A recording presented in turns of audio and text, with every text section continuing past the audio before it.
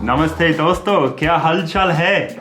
So in this video, let's talk about what's happening here in India with the COVID lockdown, what my thoughts are on this lockdown, like how long it's gonna last for, and then let's talk about what foreigners are doing here, because there's still quite a lot of foreigners who have stayed back here in India.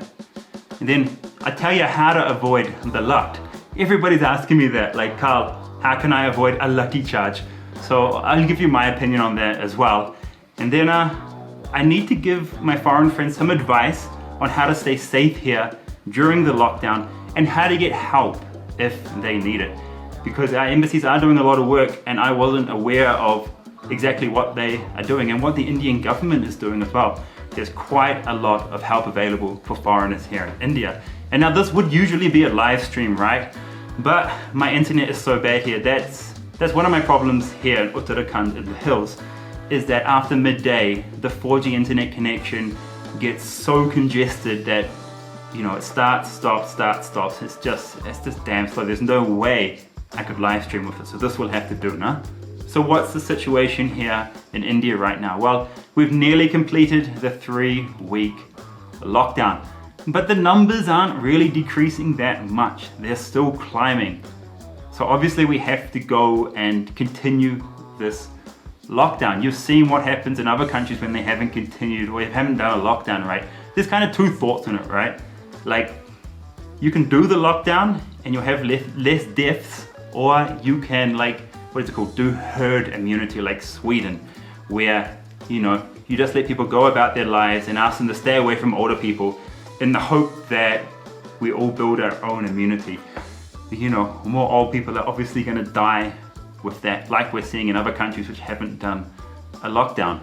So the lockdown is meant to end tomorrow, but I can't see that happening, to be honest. The states still haven't announced exactly what they're going to do, if they're going to extend or not. But as far as I can tell, I'm not an expert, this is just me and you talking as friends, right? I can't see the lockdown being dropped or stopped right now. It needs to continue until those numbers start going in a downward slope, in a downward projectile, right? Some states have already announced that they are, 3 states have already announced that they are not going to end the lockdown. So I think that's what we're going to see once all the states announce what's happening. And in my opinion, and this is just me and you sitting on the side of the road having a tea, chatting as friends, right? This is just my opinion, what I think will happen, and I have no training to say any of this. But what I think is, the lockdown's not going to end so quickly, right? The 3-week lockdown is probably going to be extended by 2 weeks across India.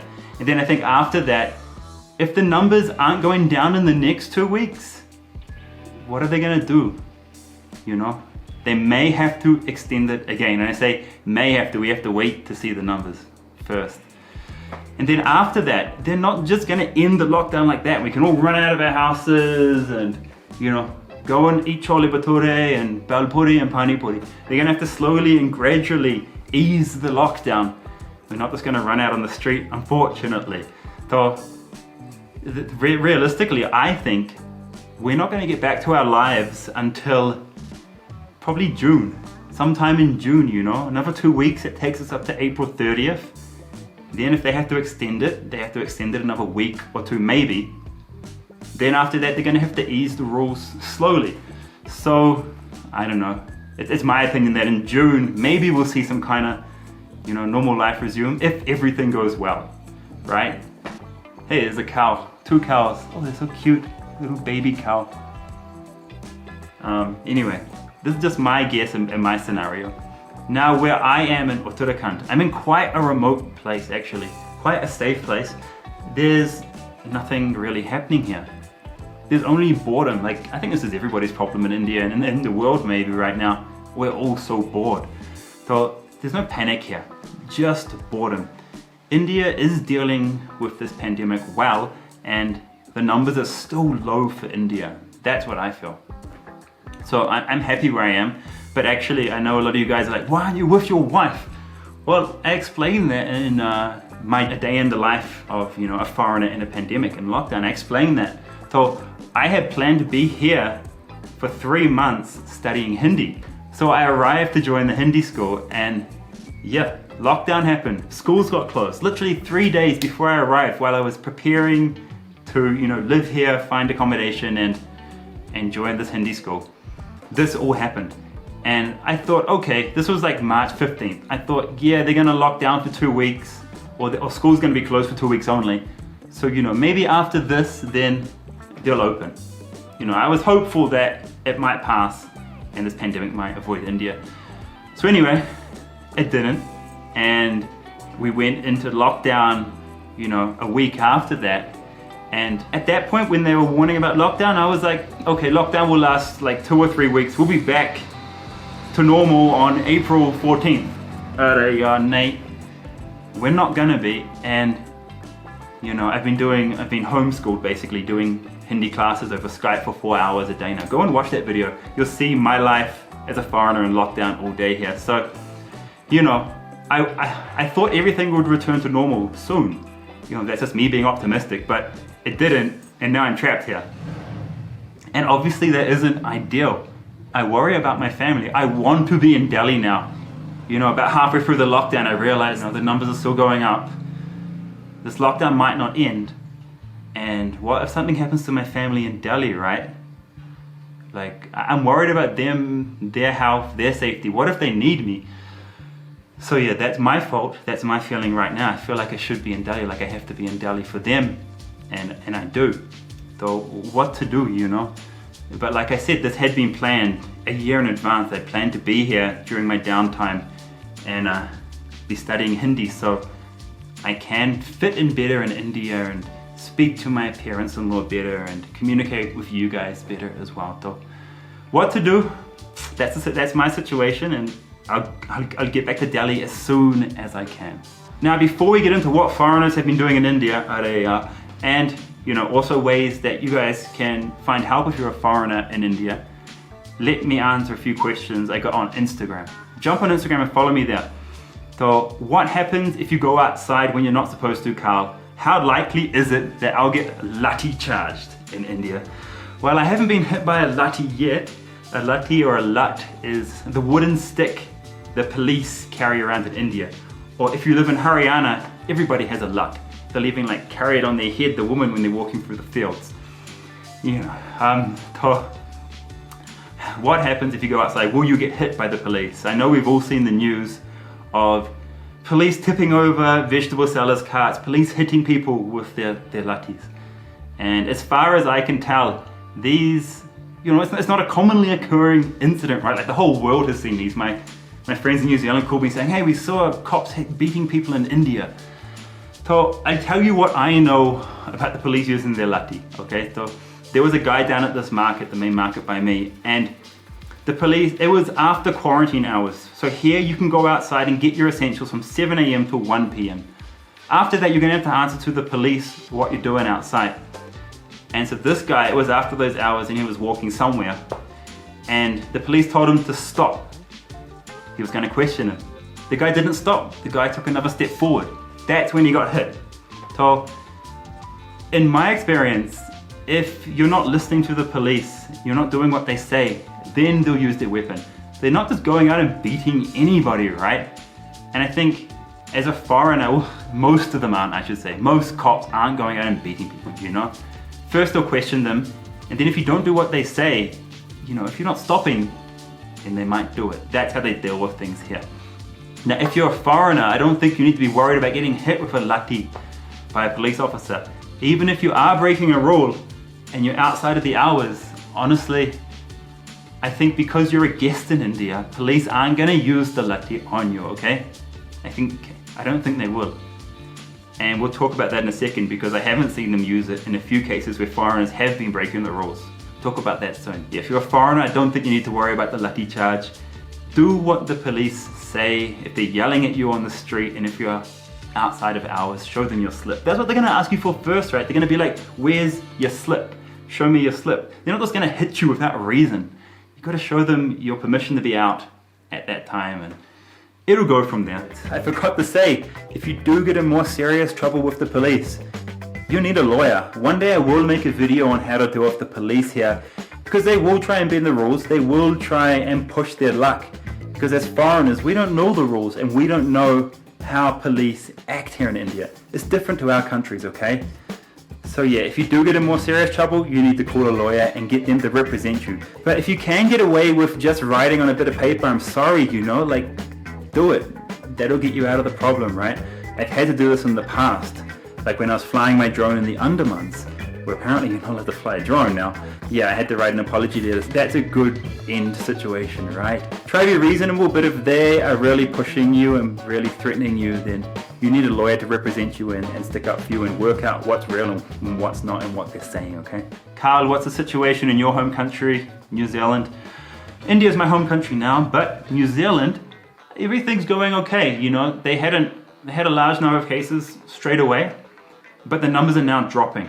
I think they're at like 1,000 or so cases, and the number's dropping. My family's safe, but they do work in essential services. And my dad works at a really worrying place, which he doesn't want me to say where he works, but yeah, gotta worry about him. Plus my parents are, they're in that age bracket where it can seriously affect you. But otherwise, everything is going okay in New Zealand. My dad got tested for corona, my brother got tested, I think, as well. Both negative. The cold and the flu always go around in New Zealand. People are always getting a runny nose and a cough, so it's just normal. Food availability for me. Well, there's no food problem here for me. The market seems to be pretty well stocked. You can't get bread right now. You used to be able to get bread. That was nice when I got bread. The other thing was, there's heaps of vegetables there. That person's stocked up. I've seen people making deliveries, like people dropping off namkeen and other types of snacks. So deliveries are happening. I've seen the drink guy dropping off drinks and water and everything. So everything seems to be happening. I see it all out my window here. And I'm quite lucky actually. There's a store just up in the mountains here and it's closed most of the time. So I call up the owner, I'm like, can you open the store? I need to get some stuff. And he has everything still in stock and he's still taking deliveries and there's not many people buying from his store. So I'm quite lucky that I have that connection. There's definitely no food issues for me. And during the day here, the chefs at this hotel, they didn't go back to their village, they stayed here. So I'm here with a bunch of other guys and they're amazing at cooking. So mainly I'm living on dal chawal, lentils and rice. I'm eating that like twice a day, and in the breakfast I think it's like chocolate pancakes, but we run out of that because we ran out of baking soda. So now it's like 2 egg omelette, that's what I'm eating. I've cut out eating a lot of the stuff that I used to eat, the bad stuff like tons of fizzy drink, tons of chocolate, tons of biscuits, because that requires me to go to the store and I only go there once a week to fill up on essentials. Are foreigners being forced or asked to go home? Nope, there's no issues like that. No one's being forced to do anything here in India besides following the same rules that Indians are following. So basically stay indoors. There's certain timings when you can go outside to buy your essential goods. And some states you have to wear a mask.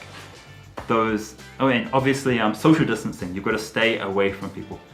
These are the basic rules at the moment which everyone needs to be following. And actually thousands of foreigners have stayed back in India. I was just reading this article.